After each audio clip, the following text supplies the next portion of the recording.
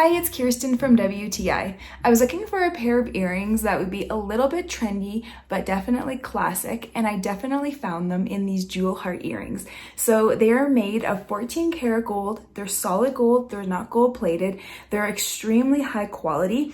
I love the little golden ball. So it's a little golden stud, very small, very delicate looking, and it's attached with this gold chain that attaches to the butterfly backing. So you might assume, okay, this is way too dainty.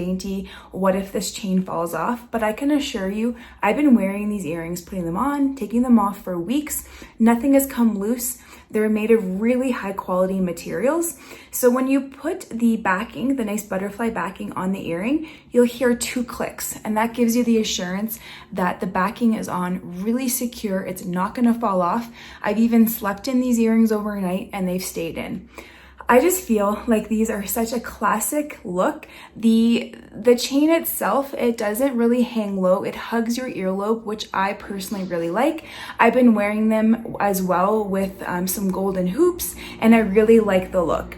I just feel like these are earrings that anyone would love to get. They come in a really beautiful box, and what's more, they come in a really nice little travel case. So if you want to travel with your earrings, you can have them protected in there.